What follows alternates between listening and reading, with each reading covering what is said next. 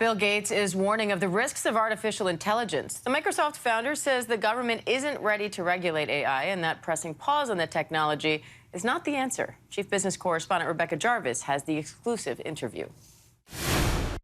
In the town of Kemmerer, Wyoming, population 2,400, billionaire philanthropist and Microsoft co-founder Bill Gates is working on the next generation of nuclear energy with his company TerraPower.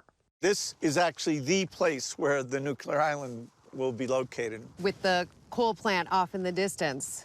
While getting this new plant running and creating jobs for the more than 100 employees at the retiring coal facility up the road is Gates's focus here.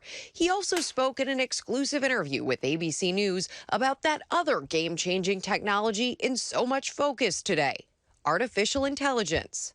OpenAI CEO Sam Altman told me he's a little bit scared about this technology. Are you scared? We're all scared that a bad guy could grab it. The White House, the administration, regulators here in the U.S., do you think they're up to speed? Not yet. They're not ready. Not yet. I mean, why are they not ready? You're never going to have every politician understanding it, but how do you build up a capacity for health applications, for education, to review things? The government has a role to play here. You know, they won't be the experts, but they have to be part of that discussion. And so the White House starting those conversations, that's all good. Still, unlike others in the field, including Elon Musk, Gates opposes pausing AI development. If you just pause the good guys and you don't pause everyone else, you're probably hurting yourself. You definitely want the good guys to have strong AI. Can you guarantee that? If you stop the good guys, you can guarantee it won't happen. You've got a fake image of the Pope, fake images of President Joe Biden. At some point, if those proliferate at a much greater scale, won't that confuse people about what the truth is? You're going to have to say, where did this come from? And whose responsibility is that? Each the of us? The reader, the viewer. Every person has the responsibility to question what they're looking at. Society is going to start to say, okay, this source is more of a trusted source. It's not like we can say, hey, please stop making fake image. And just as Gates has seen with nuclear, getting it right when the stakes are so high takes time. You've put billions of dollars towards this project. Why are you so committed to nuclear energy? Well, nuclear energy, if we do it right, will help us solve our climate goals. What do you say to the critics who say it's expensive? There are the safety and security issues, and then there's the issue of radioactive waste, which lasts thousands of years. Yes, today's plants are way too expensive. The economic challenge, you know, we just have to change. We've solved all the areas where there have been safety challenges, and we have dramatically less waste. But every one of those areas you mentioned, there are valid concerns that TerraPower has to show that we've solved. Our thanks to Rebecca Jarvis and Bill Gates for that interview. The new reactor, which has been in the works for 15 years, is set to open in 2030. As for AI, Gates says that he's often surprised by how well it can already solve problems in healthcare and education. He sees it as an incredible tool for democratizing education, and he says it's still early days, but revolutionary. I want to bring in ABC News contributor, Google Tech Policy Fellow Mike Muse for more on that point. Mike, in terms of AI, Gates says that he's scared that a bad guy could grab this technology. What do you think he means by that? I think what he's letting us know into the public is that there are bad actors everywhere, no matter what industry you're in, whether you're in banking, whether you're in sports, whether you're in gaming, like there's always going to be a bad actor that is there. So what he's doing is he's addressing head-on the reality and the possibilities of that, but he's also saying, but let's not stop this innovation from going forward. Let's not stop moving ahead because we're concerned about a certain population of bad actors. So on that point, there are experts who've said we should pause this until we know more about it. Gates is saying no, because then you're pausing the good guys. You're just setting yourself back. So What do you make of that argument, and what are the alternatives if he's also saying this government is not ready to regulate this? That's such a good question. And what he means by the good guys is there's so many tech companies, and you think about the big tech companies out there right now that are working extremely hard to make sure that every safety measure is in place, that they're testing their product very thoroughly. And if you don't have people who have like good AI principles, you and I talked last week about Bill of Rights.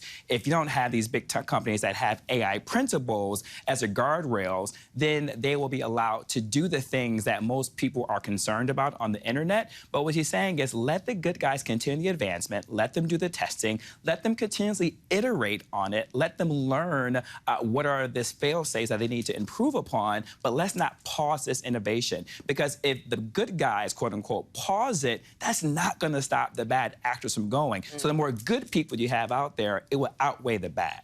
But he is, as I mentioned, also saying that this government isn't ready to regulate AI. So how do we fix that? Really great question. Government, as you know, operates at a very slower pace. And just by the nature of the cadence in which government works, it doesn't coincide with the way and the pace of technology. Technology is growing so fast. Look, we're already at version 4 of ChatGPT, and that's only been around for like maybe a couple of years. And the government is just now wrapping their head around even the terminology of generative AI. And so it's hard for the government to understand the different terms, different types of subcategories of it. And so it's going to be hard for them to create policy for it. And then you get into the partisanship aspect of it, it's going to make it even worse as the technology is growing faster and faster. And so the challenge is, which we all been asking within the policy community is, well, who's to govern? Is it an independent federal agency that's free from partisanship, or is it self-regulation? Think Meta with their oversight board. And so I don't think we've solved that right now, but I like that we're talking about how it should be regulated. Now, Gates is also saying that individuals need to think critically about potential AI-generated fakes. But how do you learn to do that if you're not an expert? Diane, I was nervous you were going to ask me that.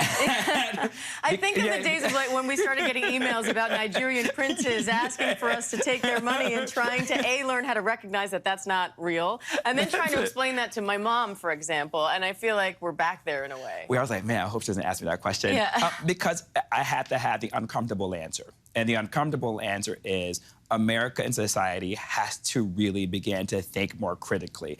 Unfortunately, the way that big tech has allowed these different platforms to come is that Americans are so, and society is so headline driven, is that we don't even click on the articles. We only go based upon the headline and take that for face value. So as a result, we don't actually read the article to see where the nuance is. And so because we're so headline driven, we don't appreciate the nuance of things. We are losing as a society our ability to think critically. Even if you look at the Pope's picture that Rebecca Jarvis mentioned, even I could say that looks like too much of a fashion moment for this Pope to wear. Doesn't make So sense. for me, it didn't make sense. Now, if this was the previous Pope that retired, I can say, that's on brand because he was a little bit more flashy. But this Pope really took that vow very seriously. He's a very minimalist. He lives very a low-key lifestyle. So for me, that was such at odds, but that's the critical thinking that we are losing ourselves to. And so that's the uncomfortable answer that I hope that I don't get canceled for, is that we need to start just thinking more critically as a society. And that starts with like K through 12 education in terms of how do we teach our students to think critically. Probably also makes a big difference whether or not you want that thing to be true or not. That's the psychology of it. Which is a whole other conversation. Yeah. But what are you watching for as this technology becomes more mainstream, Mike? A couple of things. I'm looking for more people to kind of get out there and talk about all the good things that generative AI could do, while at the same time, I'm looking for other people to get involved and to say, you know what, I want to be involved in how do I help create guardrails to ensure that these tech companies that the bad actors of these tech companies don't overpower the good actors of it. And so I'm hoping more people will sign up and interested in computer science. I'm really hoping, Diane, that more people take an interest in data, becoming a data scientist, because that really is the key. I always harp on that every time you and I talk. These computers can only learn based upon the data sets that are being inputted into that. And I think if we can get more data scientists involved, I think we can kind of help curb the bad guys that Bill Gates is talking about. All right, Mike Muse, always great to have you. Thank you. Good times. Hi, everyone. George Stephanopoulos here. Thanks for checking out the ABC News YouTube channel. If you'd like to get more videos, show highlights, and watch live event coverage, click on the right over here to subscribe to our channel. And don't forget to download the ABC News app for breaking news alerts. Thanks for watching.